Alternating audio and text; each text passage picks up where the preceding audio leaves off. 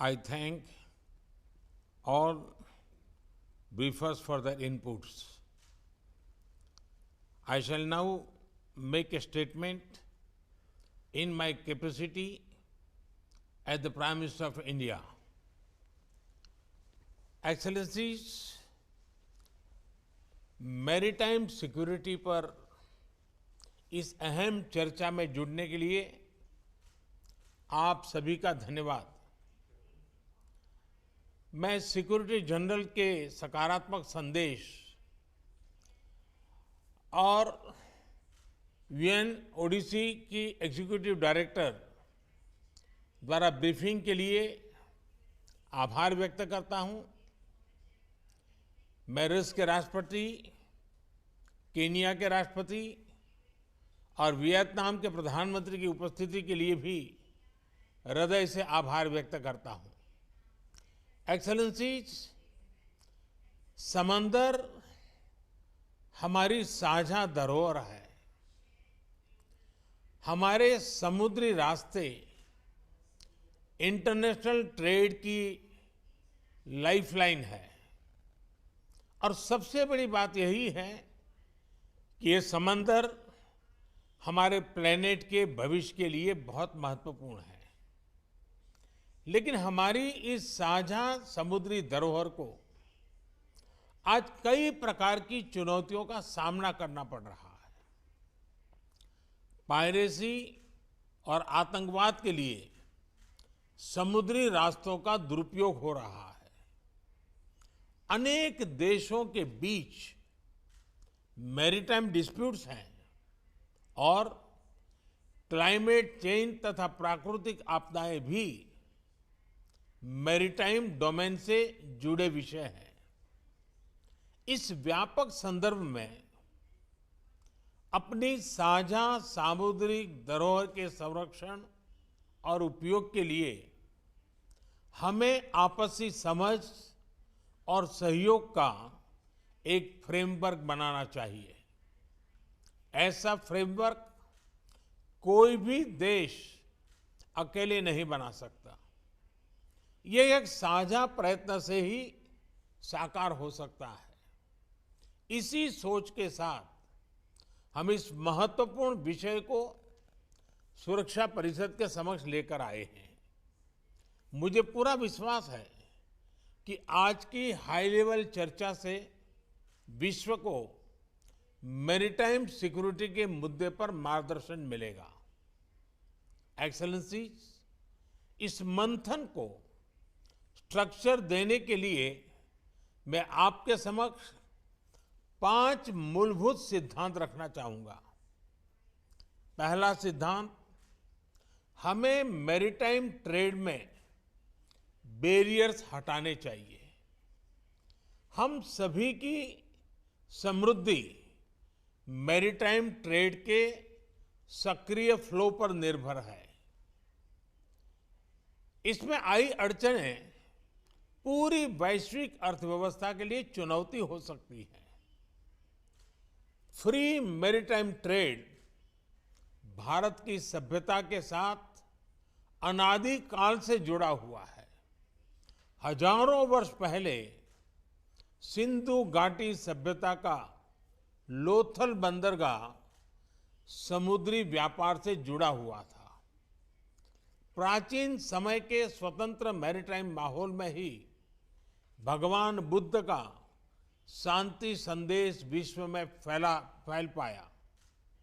आज के संदर्भ में भारत ने इसी खुले और इंक्लूसिव एथोस के आधार पर SAGAR, security and growth for all in the region का विजन परिभाषित किया है। इस विजन के जरिए हम अपने क्षेत्र में मैरीटाइम सिक्योरिटी का एक इंक्लूसिव ढांचा बनाना चाहते हैं। ये विजन एक सेफ, सिक्योर और स्टेबल मैरीटाइम डोमेन का है। फ्री मैरीटाइम ट्रेड के लिए यह भी आवश्यक है कि हम एक दूसरे के नाविकों के अधिकारों का पूरा सम्मान करें। दूसरा सिद्धांत, मैरीटाइम डिस्प्यूट्स का समाधान शांतिपूर्ण और अंतर्राष्ट्रीय कानून के आधार पर ही होना चाहिए। आपसी ट्रस्ट और कॉन्फिडेंस के लिए यह अति आवश्यक है। इसी माध्यम से हम वैश्विक शांति और स्थिरता सुनिश्चित कर सकते हैं। भारत ने इसी समझ और मैच्योरिटी के साथ अपने पड़ोसी देश बांग्लादेश के साथ अपनी मैरीटाइम बाउंड्री को सुलझाया है। तीसरा सिद्धांत, हमें प्राकृतिक आपदाओं और नॉन स्टेट एक्टर्स इनके द्वारा पैदा किए गए मैरीटाइम थ्रेट्स का मिलकर सामना करना चाहिए। इस विषय पर क्षेत्रीय सहयोग बढ़ाने के लिए भारत ने कई कदम लिए हैं। साइक्लोन, सुनामी और प्रदूषण संबंधित समुद्री आपदाओं में हम फर्स्ट रिस्पॉन्डर रहे हैं। पायरेसी को रोकने के लिए भारतीय नौसेना में 2008 से हिंद महासागर में पेट्रोलिंग कर रही है। भारत का वाइड शिपिंग इंफॉर्मेशन फ्यूजन केंद्र हमारे क्षेत्र में साझा मैरीटाइम डोमेन अवेयरनेस बढ़ा रहा है। हमने कई देशों को हाइड्रोग्राफिक सर्वे सपोर्ट को और समुद्री सुरक्षा में प्रशिक्षण भी दिया है।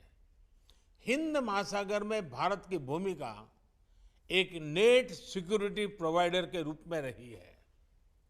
चौथा सिद्धांत, हमें मैरीटाइम एनवायरनमेंट और मैरीटाइम रिसोर्सेज को संजोकर रखना होगा। जैसा कि हम जानते हैं, ओशंस का क्लाइमेट पर सीधा इम्पैक्ट होता है और इसलिए हमें अपने मैरीटाइम एनवायरनमेंट को प्लास्टिक्स और ऑयल स्पिल्स जैसे प्रदूषण से मुक्त रखना होगा और ओवरफिशिंग और मैरीन पोचिंग के खिलाफ साझा कदम उठाने होंगे। साथ ही हमें ओशन साइंस में भी सहयोग बढ़ाना चाहिए।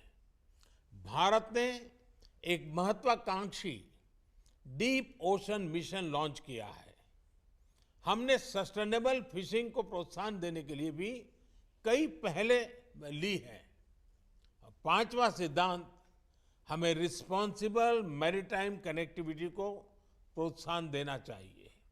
यह तो स्पष्ट है कि समुद्री व्यापार को बढ़ाने के लिए इंफ्रास्ट्रक्चर का निर्माण आवश्यक है, लेकिन ऐसे इंफ्रास्ट्रक्चर प्रोजेक्ट्स के डेवलपमेंट में देशों की फिस्कल सस्टेनेबिलिटी और एब्सॉर्प्शन कैपेसिटी उसको भी ध्यान में रखना होगा।